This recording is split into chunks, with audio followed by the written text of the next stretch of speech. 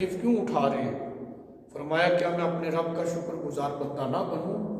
تو یہ حدیث اس معاملے میں سند ہے اور ہماری رہنمائی اس حوالے سے کر رہی ہے کہ اللہ کا جو شکر گزار بندہ ہوتا ہے وہ ہوتا ہے جو اپنے رب کی کثرت کے ساتھ عبادت کرتا ہے۔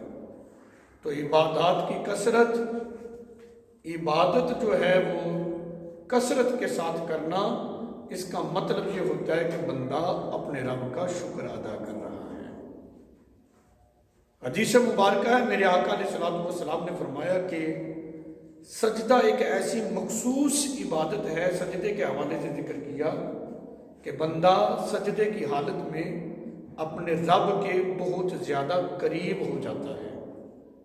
اور رسول اللہ صلی اللہ علیہ وسلم کے ایک صحابی ہیں جن کا نام ہے ابو فاطمہ، سرکار علیہ الصلوۃ والسلام نے حضرت ابو فاطمہ سے فرمایا، ابو فاطمہ یہ بتاؤ قیامت کے دن مجھ سے جلدی ملنا چاہتے ہو یا تاخیر کے ساتھ؟ ہو صحابی پھر تاخیر یہ تو ممکن ہی نہیں۔ عرض کی یا رسول اللہ صلی اللہ علیہ وسلم میں آپ سے جلدی ملنا چاہتا ہوں۔ تو میرے آقا علیہ الصلوۃ والسلام نے فرمایا اپنے اس غلام سے، فرمایا ابو فاطمہ کثرت کے ساتھ سجدے کیا کرو، تم قیامت کے دن مجھ سے جلدی ملاقات کرو گے۔ یعنی عبادت ایک ایسی چیز ہے جس سے بندہ اپنے رب کے بھی قریب ہو جاتا ہے، رب کا قرب بھی پا لیتا ہے۔ اور رسول اللہ صلی اللہ علیہ وسلم نے فرمایا ابو فاطمہ سے کثرت کے ساتھ سجدے کیا کرو، قیامت کے دن مجھ سے جلدی ملاقات کرنا چاہتے ہو تو کثرت کے ساتھ سجدے کرو۔ تو پتہ چلا سجدہ ایک ایسی مخصوص عبادت ہے جس سے رسول اللہ صلی اللہ علیہ وسلم کو بھی بندہ مومن کو قرب حاصل ہو جاتا ہے۔ تو اللہ کا شکر گزار بندہ عبادات کے ساتھ بنتا ہے اور اللہ کا قرب بھی پا لیتا ہے اور رسول اللہ صلی اللہ علیہ وسلم کا بھی قرب۔ اب میرے آقا علیہ الصلوۃ والسلام نے اپنے اصحاب کی تربیت دیکھو کس انداز میں کی تھی۔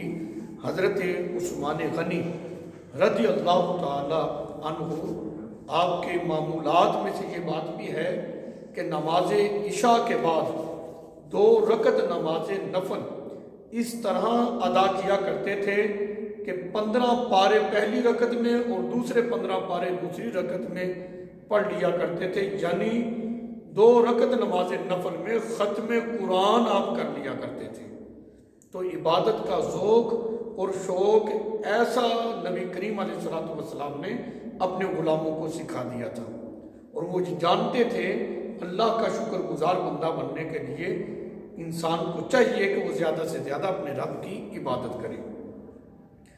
یہ بات بھی بڑی قابل غور اور توجہ طلب ہے کہ حضرت عثمان غنی رضی اللہ تعالیٰ عنہ نے حضرت عمر بن خطاب رضی اللہ تعالیٰ عنہ کے وصال کے بعد ان کی جو بیوہ تھی ان سے نکاح کر لیا۔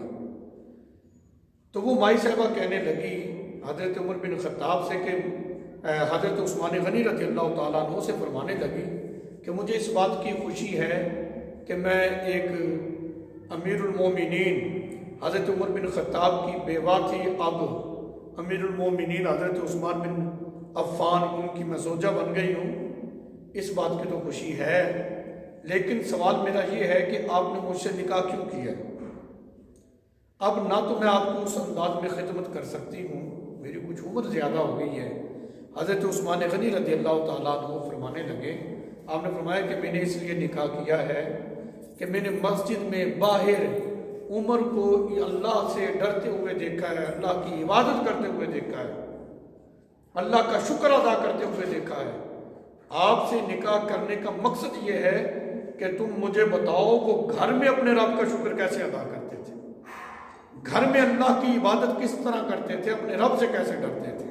اللہ اکبر! یہ وہ پاکیزہ لوگ ہیں جو کام بھی کرتے تھے وہ اللہ اور اس کے رسول کی رضا کو پانے کے لیے کیا کرتے تھے۔ حضرت امام احمد بن حنبل، انہوں نے مسند امام احمد بن حنبل، یہ حدیث کی کتاب ہے، 14 جلدوں پر مشتمل ہے۔ ظالم حاکم کے ظلم کو بھی انہوں نے برداشت کیا. آپ کا کرتا خون سے بھرا ہوا تھا. اللہ اکبر، اتنے ظلم انہوں نے برداشت کیا. حدیث کو جمع کرنا، لکھنا، پھر پڑھانا، بہت سارے معاملات تھے. اس کے باوجود حضرت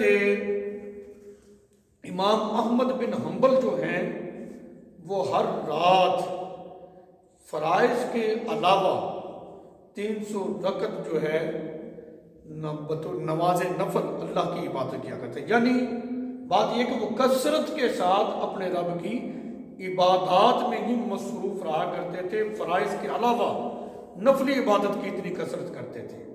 بہرکیف 300 یا اس سے کچھ کم، بہت زیادہ وہ عبادت کیا کرتے تھے. وہ مکمل ایک تعداد تو فی الحال میرے ذہن میں نہیں آ رہی ہے، باقی اتنا ہے کہ وہ نفلی عبادت کی بہت زیادہ کثرت کیا کرتے تھے. حدیث مبارکہ میں ہے کہ حضرت موسیٰ علیہ السلام نے اپنے رب کی بارگاہ میں عرض کی، مولا میں تیرا شکر کس طرح ادا کروں. اللہ کے نبی ہیں حضرت موسیٰ علیہ السلام رب کی بارگاہ میں درخواست کر رہے ہیں کہ میں تیرا شکر ادا کروں، کس طرح کروں. اللہ تبارک و تعالی نے اپنے نبی حضرت موسیٰ علیہ السلام سے فرمایا کہ موسیٰ تمہاری زبان میرے ذکر سے تر رہے. اس کا مطلب یہ ہے کہ اللہ کا شکر گزار بندہ اس وقت بنتا ہے کہ اس کی زبان پر پیدا کرنے والے رب کا ہی ذکر رہے. اپنی زبان کو اپنے رب کے ذکر سے وہ ہمیشہ تر رکھے.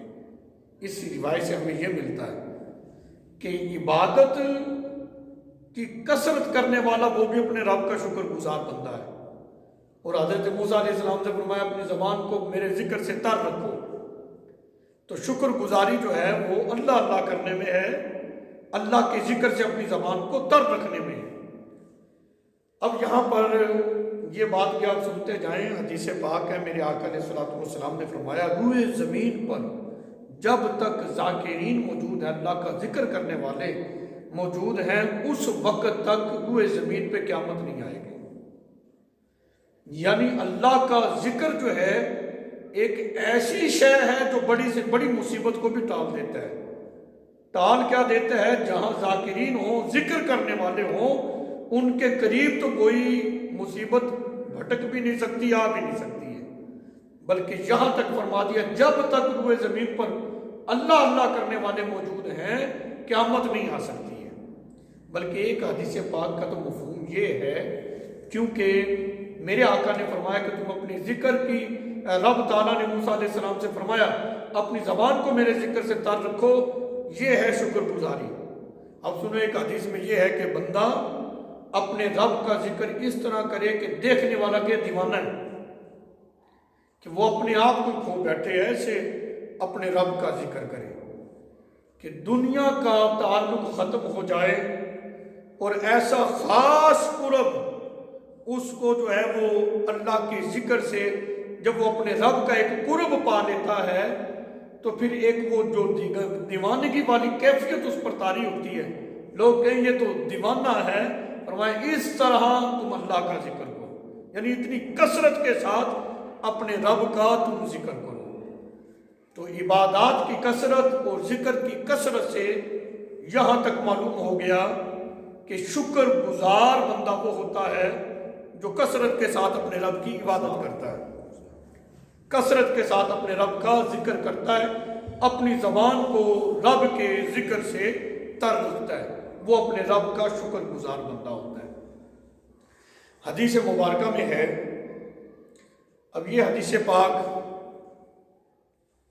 بہت ہی زیادہ لطف دینے والی ہے.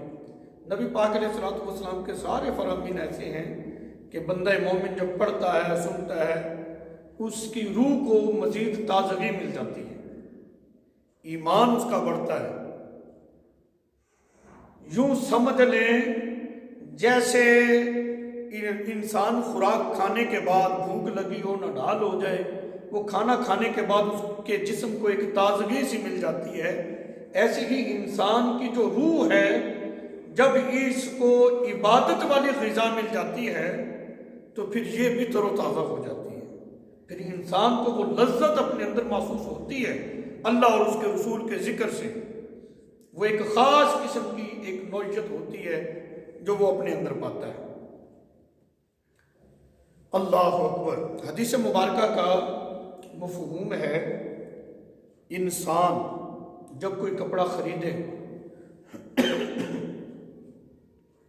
کپڑا خریدنے کے بعد پہننے سے پہلے وہ اپنے رب کا شکر ادا کرے، یعنی اللہ کی حمد کرے، وہ کپڑے پہن لے، وہ کپڑے اس کے گھٹنوں تک نہیں آتے، اللہ تعالیٰ اس کی بخشش فرما دیتا ہے، یعنی شکر ایک ایسی چیز ہے۔ اللہ اکبر۔ اسی حدیث مبارکہ میں اس سے اوپر جو ہے وہ یہ ہے کہ جب بندہ کوئی گناہ کرے اور گناہ سے نادم ہو جائے، ندامت اس کو ہو اپنے گناہ پر، اس کے استغفار کرنے سے پہلے ہی اللہ تعالیٰ جو ہے اس کے گناہوں کو معاف کر دیتا ہے، اس کی بخشش کر دیتا ہے۔ تو بات یہ ہے کہ انسان جب اپنے رب سے ڈرے، متقی پرہیزگار ہوتا ہی وہ ہے جو اپنے رب سے ڈرتا ہے، رب سے ڈرنے والے کو ہی متقی پرہیزگار کہا گیا ہے۔ کریم آقا علیہ السلام نے اپنے غلاموں کی جو ایک تربیت کی ہے، قرآن پاک میں اللہ رب العزت کی جو نعمتوں کے حوالے سے ذکر ہوا، وَإِن تَعُدُّوا نِعْمَتَ اللَّهِ لَا تُحْصُوهَا، کہ تم اپنے رب کی نعمتوں کو شمار کرنا چاہو تو شمار نہیں کر سکو گے۔ اتنی زیادہ نعمتیں رب نے اپنے بندوں کو عطا کی ہیں۔ یہ جو ہم کھانا کھاتے ہیں، یہ جو لقمہ کھاتے ہیں، کھانا دو چیزوں کا مرکب ہوتا ہے، ایک روٹی ہے، دوسرا سالن ہے۔ اب اگر اسی میں غور و فکر کر لیں تو اس میں بھی بہت ساری نعمتیں ہیں۔ روٹی کہاں سے حاصل ہوتی ہے؟ گندم سے حاصل ہوتی ہے، اس کا آٹا بنتا ہے۔ گندم کہاں سے حاصل ہوتی ہے؟ وہ ایک دانہ جو کسان زمین کے اندر کاشت کرتا ہے، پھر وہ آسمان کا پانی، جب وہ اس کو پانی لگتا ہے، وہ آسمان سے پانی آیا جو زمین کے اندر سے نکلتا ہے، یہ بھی تو آسمانی پانی ہے نا، زمین اپنے اندر جذب کر لیتی ہے، پھر اسی سے نکلتا ہے، یہ بھی اللہ کی بہت بڑی نعمت ہے۔ پھر سورج ہے، چاند ہے، ستارے ہیں، رات دن کا اس کے اوپر گزرنا، پھر ہوائیں ہیں، یہ بخارات، ان تمام نعمتوں کے بعد جب وہ بیج جو ہے زمین کے اندر سے پودے کی شکل میں بار نمودار ہوتا ہے، پھر دوبارہ جب ایک دانے سے کئی دانے وہ دیتا ہے، تو کیا یہ اللہ تعالیٰ کی نعمتیں نہیں؟ اتنی ساری نعمتوں کے بعد پھر جا کر وہ انسان کا رزق بنتا ہے۔ اگر ان چیزوں کا ہم احاطہ کریں اور ان کا ہی شکر ادا ہم نہیں کر سکتے ہیں جو ہم کھانا کھا رہے ہیں، پھر سمندر کے اندر اللہ کی جو نعمتیں ہیں، پھر سمندر کس لیے ہم اس کے اوپر اس میں تیر بھی سکتے ہیں، یہ اللہ کی عطا سے ہے۔ پھر جہاز، بحری جہاز جو ہوتے ہیں، کشتی وغیرہ سے اس کا سفر طے کر لیتے ہیں۔ پھر پانی کے جو جانور ہیں، اس سے ہم اپنا گوشت حاصل کرتے ہیں، مچھلی وغیرہ، یہ سب اللہ کی نعمتیں ہیں۔ دیکھو انسان کو اللہ تعالیٰ نے تندرست بنایا ہے، صحت دی ہے، یہ اللہ کی نعمت نہیں؟ آنکھیں دی ہیں، کان دیے ہیں، عقل دی ہے، ہاتھ پاؤں دیے ہیں، یہ ساری اللہ کی نعمت ہے۔ سانس اندر آ رہا ہے، پھر باہر جا رہا ہے، پھر اندر آ رہا ہے، یہ بھی اللہ کی نعمت ہے۔ اگر ہم اپنے ہی اندر تفکر کریں اور انہی نعمتوں کا شکر ادا کرنا چاہیں تو اس کا بھی شکر ادا نہیں کر سکتے ہیں۔ اسی کو قرآن میں ذکر کیا گیا ہے کہ اگر تم اپنے رب کی نعمتوں کو شمار کرنا چاہو تو تم شمار نہیں کر سکتے۔ حدیث مبارکہ میں آتا ہے، یہ ترمذی کے اندر بھی حدیث ہے، ابو داؤد کے اندر بھی، اور بھی بہت ساری کتب حدیث میں، ادب المفرد کے اندر بھی یہ حدیث پاک موجود ہے۔ میرے آقا علیہ السلام نے فرمایا کہ جو بندہ لوگوں کا شکر ادا نہیں نہ کرتا وہ اللہ کا شکر ادا بھی نہیں کرتا۔ اس حدیث کا مطلب کیا ہے کہ جو لوگوں کا شکر ادا نہیں کرتا اللہ کا بھی شکر ادا نہیں کرتا۔ اس کے بارے میں جو محقق علماء ہیں، تحقیق کرنے والے، وہ اس حوالے سے انہوں نے مختلف توجیہات اس کی ذکر کی کہ جو حدیث مبارک ہے جو بندوں کا شکر ادا نہ کرے رب کا شکر ادا نہیں کرتا، اس کا مطلب یہ ہے کہ جب کوئی نیکی کرے، کوئی احسان کرے اور یہ احسان فراموش ہو، اس کا شکریہ ادا نہیں کرتا، اگر یہ اپنے لوگوں کا شکر ادا نہ کرنے والا شخص اگر رب کا شکر ادا کر بھی دے تو اللہ اس کے شکر کو قبول نہیں کرتا۔ اس کا مطلب یہ ہے کہ دین میں حقوق العباد کو بڑی اہمیت حاصل ہے۔ حقوق العباد ایک ایسی چیز ہے جو رب نے معاف نہیں کرنے۔ اللہ اپنے حق تو مہربان ہے، رحیم ہے، شفیق ہے، کریم ہے، چاہے تو معاف کر دے، رب کو بھلا کوئی پوچھنے والا ہے، لیکن جو حقوق العباد ہے یہ معاف نہیں ہونے۔ تو جو لوگوں کا شکر ادا نہیں کرتا وہ رب کا بھی شکر ادا نہیں کرتا۔ ترمذی میں ادب المفرد میں اور بھی کتب حدیث میں جو حدیث موجود ہے، اس کے حوالے سے یہ کہا گیا ہے کہ گویا کہ لوگوں کا شکر ادا نہ کرنے والا احسان فراموش بندہ اپنے رب کا شکر ادا کرے گا تو اللہ اس کے شکر کو قبول نہیں کرے گا۔ دوسرا اس کا مطلب یہ ہے کہ جو لوگوں کا شکر ادا نہیں کرتا وہ اپنی عادت اور طبیعت کے تقاضے کے ساتھ ایک وقت آ جائے گا کہ وہ اللہ کی نعمتوں کی بھی ناشکری کرے گا۔ یعنی بندوں کا شکر ادا نہ کرنا، احسان فراموش ہونا، یہ ایک ایسی نحوست بندے میں اس کی پڑ جاتی ہے کہ اس کی اپنی طبیعت اور عادت کے حساب سے، اس کے تقاضے کی وجہ سے وہ اللہ کی نعمتوں کا بھی نہ شکری کرے گا، اس کا بھی رب کا بھی شکر ادا نہیں کر سکے گا۔ دوسرا یہ مطلب ہے۔ تیسرا اس حدیث پاک کا مطلب یہ ہے کہ جو لوگوں کا شکر ادا نہیں کرتا وہ رب کا بھی شکر ادا نہیں کرتا۔ تیسرا مطلب، تیسری توجیہ اس کی جو ذکر کی گئی ہے وہ یہ ہے کہ جو آدمی لوگوں کا شکر ادا نہیں کرتا، اگر وہ اللہ کا شکر ادا کر دے تو اس طرح ہے کہ جیسا کہ اس نے اپنے رب کا شکر ادا کیا ہی نہیں۔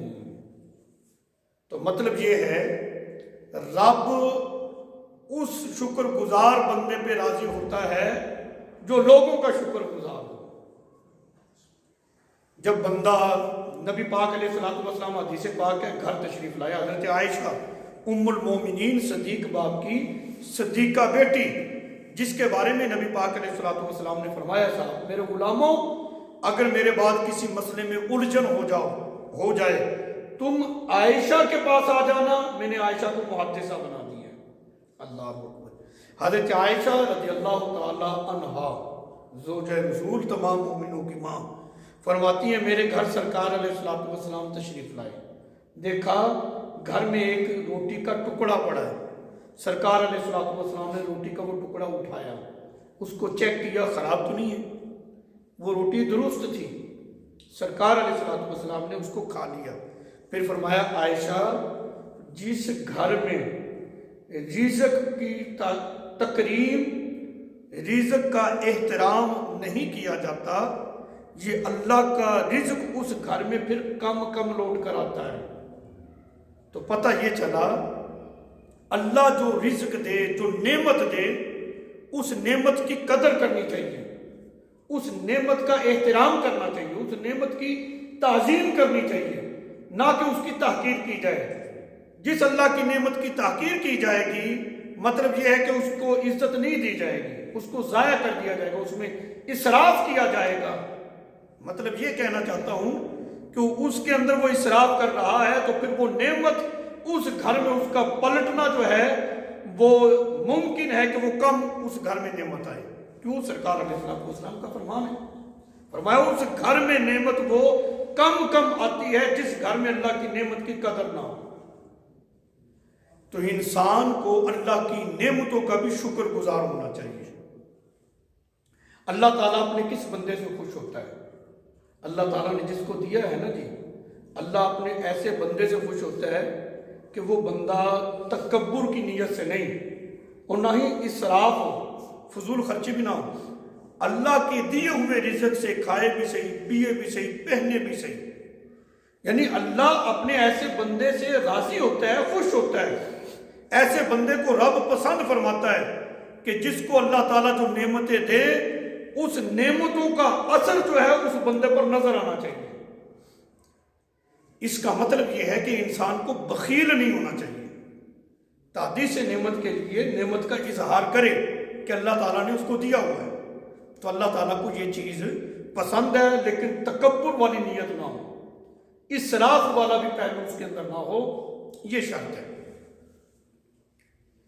کیسی بہترین تربیت نبی پاک علیہ الصلوۃ والسلام نے اپنے غلاموں کی کہ انسان ہر حالت میں اپنے رب کا شکر ادا کرے۔ مطلب یہ ہے کہ جو نعمتیں اللہ تعالیٰ نے دی ہیں اس کا شکر ادا کرے، اور اگر کوئی پریشانی اس کے پاس آ گئی ہے اس پریشانی کے حوالے سے اپنے رب سے اس کا مداوع مانگے، جو نعمت نہیں اللہ سے مانگ لے۔ تو یہ دو چیزیں بڑی مین ہیں، ایک شکر گزاری اور نمبر دو اپنے رب سے مانگنا۔ جب بندہ اپنے رب سے مانگتا ہے، حدیث میں آتا ہے کہ اللہ اپنے جب بندہ رب سے مانگتا ہے تو اللہ کو اپنے بندے کا یہ عمل بڑا پسند ہے، اللہ تعالیٰ اس بات پہ خوش ہوتا ہے۔ بلکہ حضور علیہ الصلوۃ والسلام نے ترمذی شریف کے اندر ہی یہ حدیث پاک موجود ہے، میں ذرا خلاصتاً اس کو ذکر کر دوں، ٹائم بھی مختصر ہے۔ نبی کریم علیہ الصلوۃ والسلام نے فرمایا کہ ایک آدمی اس کو رب کی بارگاہ میں پیش کیا جائے گا، اس کے سگائے جو چھوٹے گناہ اس کے رجسٹر اس کے سامنے ہوں گے، یہ بھی تو نے کیا، یہ بھی تو نے کیا، وہ ہر چیز کا اقرار کر لے گا میں نے کیا ہے۔ اللہ تعالیٰ فرمائے گا ایسا کرو، اس کی جو یہ گناہ ہیں اس کو نیکیوں میں بدل دو۔ اس وقت اس کو یہ کھٹکا ہوگا پہلے جب صغیرہ گناہ اس کے سامنے کھل رہے ہیں، کہیں کبائر گناہ نہ آ جائیں، اس سے بچ جاؤں۔ جب رب یہ فرمائے گا کہ اس کے سارے گناہ جو صغیرہ ہیں اس کو نیکیوں میں بدل دو، تو وہی بندہ کہے گا میرے کچھ اور بھی گناہ ہیں، وہ کہاں ہیں؟ جب یہ بات ذکر کی تو سرکار علیہ الصلوۃ والسلام مسکرائے کہ وہ بندہ اپنے رب کی بارگاہ کے اندر یہ درخواست کرے گا میرے تو اور بھی گناہ ہیں۔ یعنی اللہ بڑا رحیم ہے، بڑا مہربان ہے۔ خاص طور پر اللہ تعالیٰ کی جو شفقت، اللہ تعالیٰ کا جو پیار ہے، رحیم والی جو وصف ہے نا، یہ خاص طور پر نبی پاک علیہ الصلوۃ والسلام کی امت کے ساتھ، سرکار کی امت کے لیے رب بڑا ہی رحیم ہے کہ وہ ان گناہوں کو بھی اللہ تعالیٰ نیکیوں میں بدل دے گا۔ جو رب اتنا مہربان ہے تو ہمیں بھی تو چاہیے نا کہ ہم بھی ہر لحاظ سے ہر نعمت پہ اپنے رب کا شکر ادا کریں۔ تو شکر ادا کرنا اور شکر گزار بندہ کون ہوتا ہے، اس حوالے سے میں نے دو طرح کی احادیث روایت کی جن سے یہ ثابت ہوا کہ عبادات کی کثرت کرنے والا رب کا شکر گزار بندہ ہے۔ نمبر دو، کثرت کے ساتھ اپنے رب کا ذکر کرنے والا شکر گزار بندہ ہے۔ اب تیسری، روایات کے مفہوم سے یہ بات ثابت ہوتی ہے کہ جب بندہ اس بات کو تسلیم کر لیتا ہے، حضرت عائشہ رضی اللہ تعالیٰ عنہا فرماتی ہیں جب بندہ یہ بات تسلیم کر لیتا ہے کہ یہ نعمت میرے رب کی طرف سے ہے، اللہ اپنے بندے کی طرف سے شکر گزاری لکھ دیتا ہے کہ اس نے میرا شکر ادا کر دیا۔ اللہ اکبر۔ اس کا مطلب یہ ہے دیا سب کچھ رب نے ہے، بندہ اس بات کا اقرار کرے تو صحیح، کہے کہ یہ نعمت میرے رب نے مجھے دی ہے، اس چیز کا جب اقرار کر لیتا ہے اللہ شکر گزاری لکھ دیتا ہے، یعنی وہ بھی اللہ کا شکر گزار بندہ ہے جو یہ کہتا ہے کہ یہ میرے رب نے مجھے نعمت عطا کی ہے۔ اور حضرت عائشہ رضی اللہ تعالیٰ عنہ فرماتی ہیں جب اس سے کوئی گناہ سرزد ہو جائے، کوئی گناہ ہو گیا اس سے اور وہ اپنے گناہ پہ نادم ہو جائے، ابھی اس نے استغفار کیا نہیں، اللہ تعالیٰ اس کے استغفار سے پہلے ہی اس کی بخشش کر دیتا ہے۔ تیسرے نمبر پر حضرت عائشہ رضی اللہ تعالیٰ عنہ فرماتی ہیں اللہ اکبر، جب وہ کوئی لباس خریدتا ہے لباس خریدنے کے بعد پہننے سے پہلے وہ اللہ کی حمد بیان کرتا ہے، اللہ کا شکر کرتا ہے۔ لباس پہنتا ہے، وہ لباس اس کے گھٹنوں تک ابھی پہنچتا نہیں، اس سے پہلے ہی اللہ تعالیٰ اس کی بخشش فرما دیتا ہے۔ تو شکر گزاری ایک ایسی چیز ہے کہ جب بندہ اپنے رب کا شکر گزار بن جاتا ہے ہر معاملے کے اندر، جیسے کہتے ہیں کہ انسان جس حال میں بھی ہو وہ اپنے رب کا شکر ادا کرے۔ تو شکر گزاری کا جو درس ہمارے بزرگ اسلاف دیتے ہیں نا، یہ جو قرآن و سنت سے ثابت ہے، اس کا مطلب یہی ہوتا ہے کہ انسان میں کمی کوتاہی ہوتی رہتی ہے، لیکن جب یہ ہر حال میں اپنے رب کا شکر ادا کرتا رہے گا، جس نعمت پہ یہ شکر کرے گا اللہ تعالیٰ نعمت کی زیادتی کر دے گا۔ تو رزق کا حصول چاہتے ہو، نعمتوں کی کثرت چاہتے ہو، تو قرآن پاک میں اللہ تعالیٰ فرما رہا ہے اگر تم شکر کرو گے تو میں تمہارے لیے نعمتیں بڑھا دوں گا، ان کی زیادتی کر دوں گا۔ حدیث مبارکہ میں آتا ہے، حدیث پاک ہے، اللہ تعالیٰ جب اپنے کسی بندے کو اس کے مال، اس کے اولاد کے حوالے سے جب اس کو نعمتیں عطا کرتا ہے، وہ مال کی کثرت ہے، اولاد کی کثرت ہے، ان معاملات میں جب اللہ تعالیٰ مفہوم حدیث کو ذکر کر رہا ہوں، اس کو نعمت عطا کرتا ہے، اس نعمت کے حصول پر، مال اولاد کے حصول پر وہ یہ کہے ما شاء اللہ ولا قوت الا باللہ۔ حدیث پاک میں ہے اگر وہ یہ پڑھ لیتا ہے تو موت کے علاوہ وہ اپنی اولاد میں، مال میں کسی قسم کی کوئی آفت نہیں دیکھے گا ساری زندگی۔ اس کا مطلب یہ ہے ما شاء اللہ ولا قوت الا باللہ، یہ لفظ پڑھ دینے سے وہ ساری زندگی کے لیے آفت سے محفوظ ہو جاتا ہے، مال بھی اور اولاد بھی، ان کو کسی قسم کی کوئی آفت پہنچ نہیں سکتی ہے۔ کیونکہ ٹائم ہو چکا ہے، یہاں پر میں ایک بات کرنا چاہتا ہوں، وہ یہ ہے کہ اللہ کے چاہنے کے بغیر کچھ نہیں نہ ہو سکتا، اللہ کی مرضی کے بغیر تو درخت کا پتا بھی نہیں نہ ہل سکتا، سارا نظام قدرت اللہ کے اختیار میں ہے نا۔ اللہ تعالیٰ جس کو جتنا چاہتا ہے عطا کر دیتا ہے، جس کو نہیں چاہتا نہیں دیتا، یہ اللہ کی مشیت پہ ہی ہے نا ساری چیزیں۔ اگر اتنی چیز تسلیم کر لی ہے تو پھر یہ الجھاؤ سے باہر آؤ۔ تقریباً ہم مسلمانوں کے ہاں 75% گھریلو جھگڑے جو ہیں صرف اس بنیاد پر ہیں کہ فلاں نے ہمارا کاروبار بند کر دیا ہے، فلاں نے ہمارے رزق کی بندش کی ہوئی ہے، فلاں نے تعویذ ڈال کر ہمارے اوپر جو ہے وہ پریشانیوں کو مسلط کر دیا ہے۔ اور خدا کے بندوں مجھے یہ بتاؤ، اگر رب تمہارے بارے میں یہ چاہ رہا ہے کہ تمہیں رزق زیادہ دے، کیا مخلوق میں سے کوئی ایسا ہے جو وہ رزق تم سے چھین لے؟ ہم مسلمان ہیں، ایک آسان سی بات کر رہا ہوں، اس کو تو ہم سمجھے نا۔ زید نے کہہ دیا، بکر نے کہہ دیا، فلاں نے کہہ دیا تمہارے گھر میں تعویذ ہیں، پھر اس طرح کے جوہلا قسم کے پیر ہیں جو جن کو یہ نہیں پتا کہ اللہ کے مخلوق کو راضی کرنا، اس سے رب راضی ہوتا ہے۔ وہ کہہ دیتے ہیں کہ تمہارے فلاں نے تم پر تعویذ ڈال کر یہ کیا ہے، تو ہم ہمیشہ کے لیے اس کے دشمن بن جاتے کہ نہیں؟ بھائی بھائی سے ناراض ہو جاتا ہے، رشتہ دار کا دشمن بن جاتا ہے ایک تعویذ کی وجہ سے۔ تو جب دیکھو نا، بچہ ماں کے پیٹ میں 120 دن کا ہوتا ہے نا، اس میں جب روح پھونک دی جاتی ہے، اتنے دن ہوتے ہیں تو اس میں روح پھونکی جاتی ہے، کیا کمائے گا، کیا کھائے گا، کیا اس کو رزق ملنا، یہ اللہ نے لکھ دیا ہے۔ دنیا پر آ کر ہر حال میں اس نے اپنا وہ رزق لینا ہی لینا ہے۔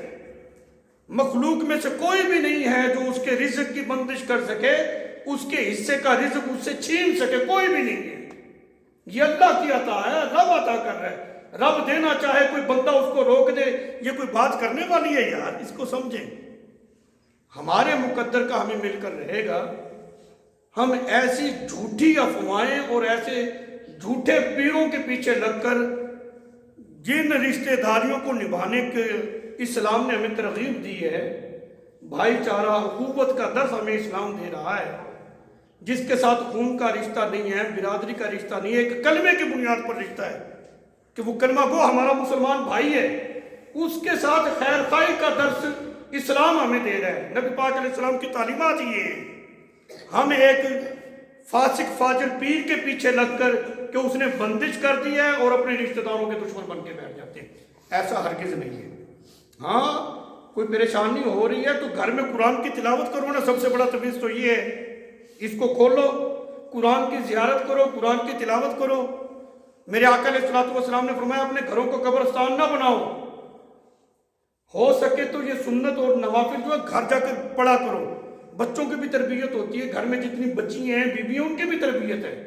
ہم سارا کچھ مسجد میں سمیٹ کے جاتے ہیں, گھر جا کے کچھ نہ کرنا پڑے. مساجد صرف فرائض کے لیے بنائی گئی ہیں. یہ تو ہماری ذاتی مصروفیات کی وجہ سے علماء نے اجازت دی ہوئی ہے کہ سارا کچھ مسجد میں پڑھ لیں. صحیح طریقہ یہ ہے جو میرے آقا علیہ الصلوۃ والسلام سے ثابت ہے. سرکار صرف فرض نماز پڑھاتے اور باقی ساری نماز اپنے گھر میں جا کر پڑھا کرتے تھے.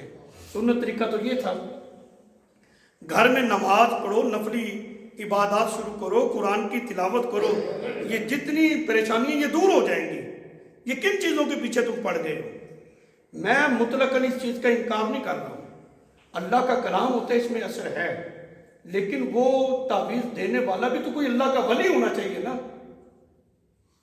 جن کو پتہ نہیں ہے دین کا, شریعت کا, تم ان کے پاس جا کر بیٹھ جاتے ہو اور ان سے تم اپنا رزق لینے جا رہے ہو. اللہ نے دینا تمہیں بھائی.